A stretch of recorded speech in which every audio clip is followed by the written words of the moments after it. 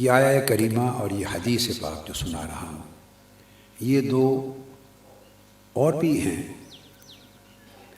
مگر یہ ایک ایسی آیت ہے جس سے میں سما کی اصل کو اخذ کرتا ہوں۔ ایک چیز ہوتی ہے ہیئت، کسی چیز کی حالت، اس کی ہیئت اور حالت میں کئی چیزیں شامل ہوتی ہیں،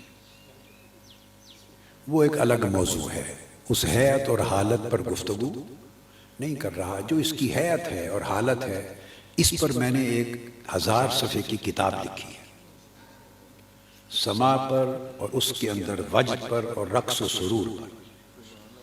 وہ حدیث پاک کی کتاب ہے، وہ بھی چھپی نہیں ہے، وہ مطبوعات کے جو زیر طبع کتب کے سلسلے میں پڑھی ہوئی ہے اپنی باری کے انتظار میں۔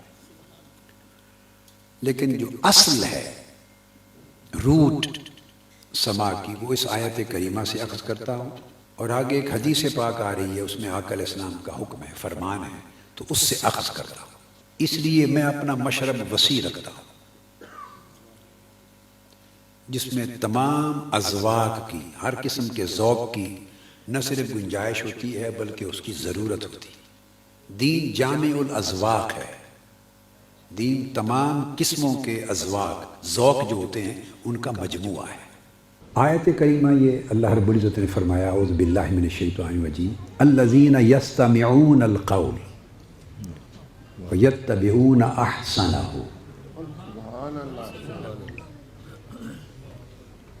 وہ لوگ جو قول کو سنتے ہیں،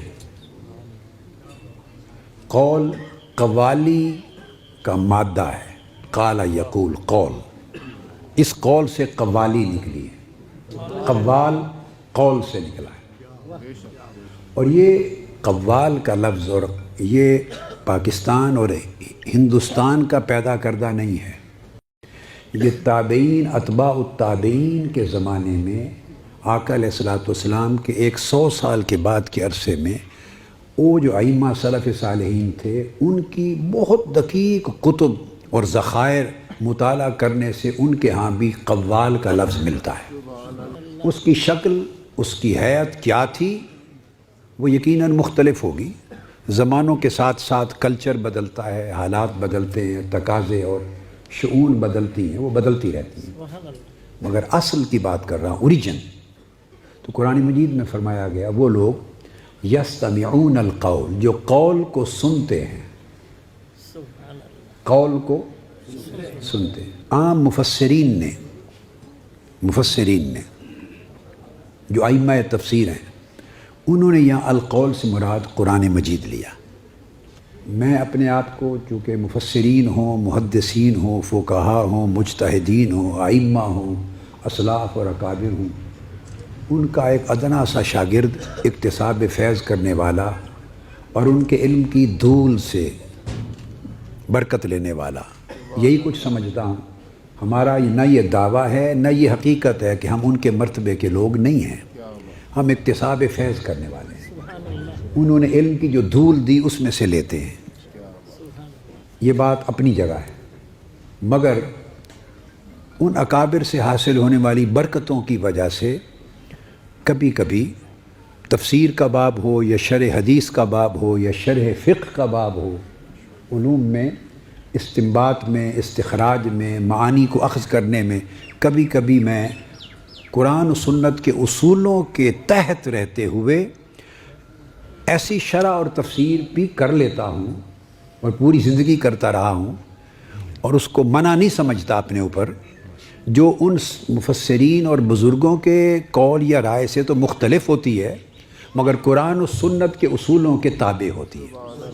تو یعنی میں ذرا مختلف بات بھی کر لیتا ہوں جو پہلے کتابوں میں نہیں آئی، کتابوں میں نہیں آئی، اور یہ طریقہ ان بزرگوں کا بھی تھا، وہ اپنے سے پہلے دوروں کے بزرگوں سے بھی مختلف نئی بات کرتے تھے۔ اگر نئی بات کرنا روک دیا گیا ہوتا تو علم کبھی آگے ہی نہ بڑھتا۔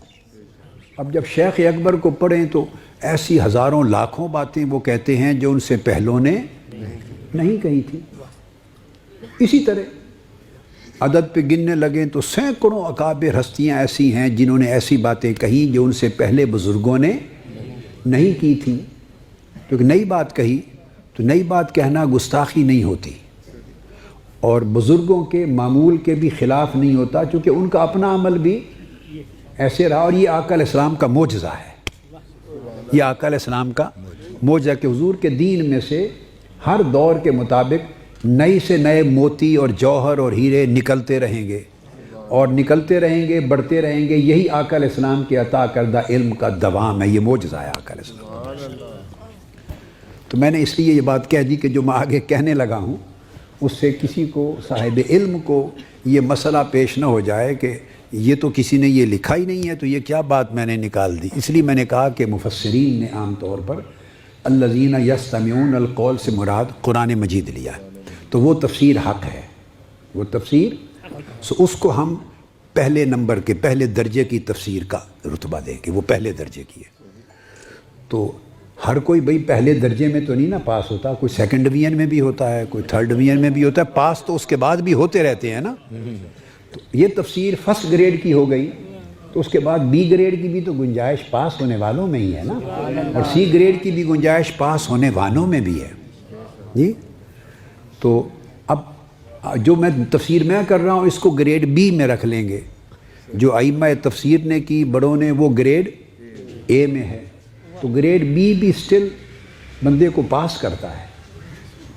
تو اب الذین یستمعون القول، اب میں وجہ بھی سمجھاتا ہوں کہ کیوں میں نے اس کو سما کی اصل بنایا، کیونکہ آگے کلمہ آیا ہے وہ لوگ جو قول کو سنتے ہیں فَيَتَّبِعُونَ أَحْسَنَهُ، احسنہ مضاف مضاف الیہ ہے کہ اس میں سے جو بہتر ہے اس کی پیروی کرتے ہیں۔ سبحان اللہ۔ بزرگوں کا ادب قائم ہو تو ان کی تفسیر درجہ اول میں ہو گئی، ہم تو نیچے درجے کی کر رہے ہیں تفسیر۔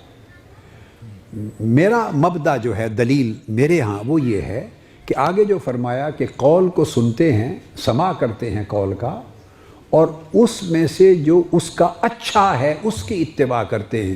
اگر میں اس سے مراد صرف قرآن لوں تو قرآن میں تو سارا ہی اچھا ہے، یہ کہ اس میں سے جو اچھا ہے وہ بات سمجھ میں نہیں آتی۔ قرآن تو الحمد سے والناس تک سارا اچھا ہے۔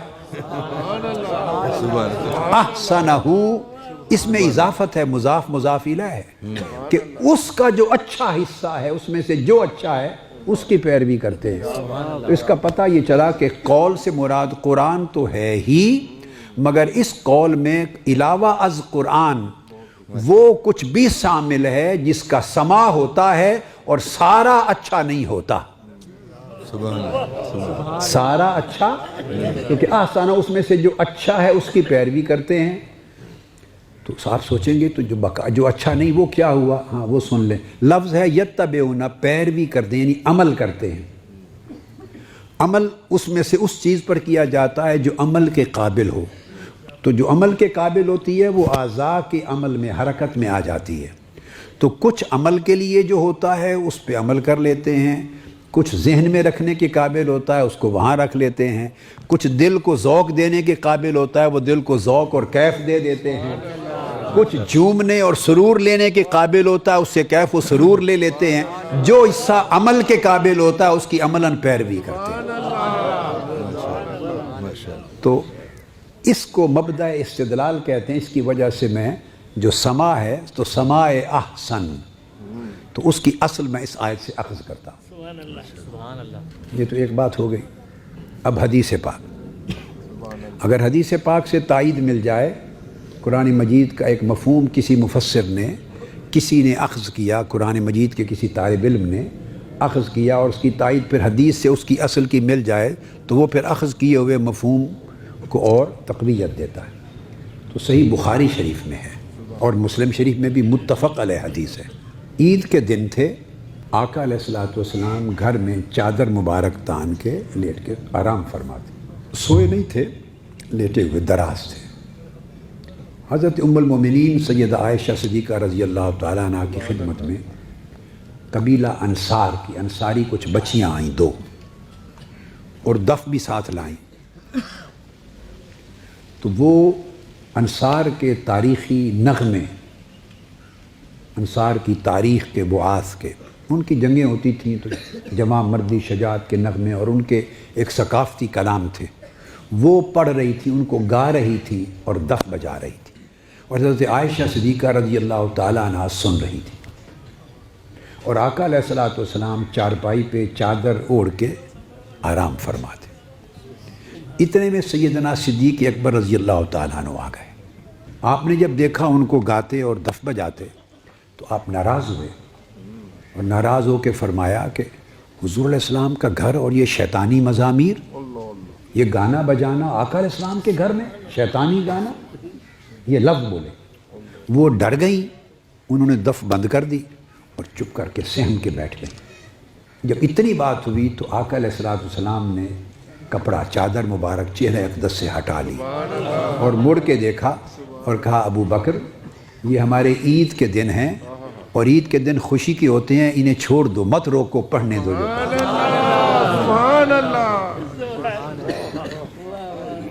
اب سیدنا صدیق اکبر رضی اللہ تعالیٰ عنہ کا فرمانا بھی سنت ہے، چونکہ وہ خلفائے راشدین میں اول ہیں، اور آقا علیہ السلام نے فرمایا علیکم بسنتی و سنت الخلفاء الراشدین المہدیین۔ تو انہوں نے جو کہا وہ بھی حضور کی سنت کا حصہ ہے، وہ بھی سنت ہوا۔ اور آقا علیہ السلام جو خاموش تھے اور پھر چادر ہٹا کے فرمایا کہ روکو نہیں، عید کے دن ہے، انہیں خوشی منا لینے دو، یہ بھی سنت صریحہ آ گئی، سنت صریحہ آ گئی۔ تو سیدنا صدیق اکبر کے منع کرنے کی سنت سے طریقہ نقش بندیہ نکلا، سبحان اللہ۔ اور آقا علیہ السلام جو خاموش لیٹے ہوئے تھے، نہ منع فرما رہے تھے نہ اجازت دے رکھی تھی، مگر سن رہے تھے، اس سے طریقہ قادریہ اور سور وردیہ نکلا۔ اور جب فرمایا ان کو چھوڑ دو، منع نہ کرو، عید کے دن ہے، گا لینے دے، اس سے طریقہ چشتیہ نکلا۔ سبحان اللہ۔ سبحان اللہ، سبحان اللہ۔ تو تمام سلاسل اس ایک حدیث سے نکلے۔ یا رسول اللہ، یا علی،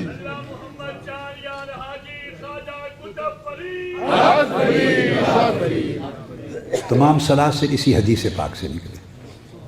وما علینا الا البلاغ۔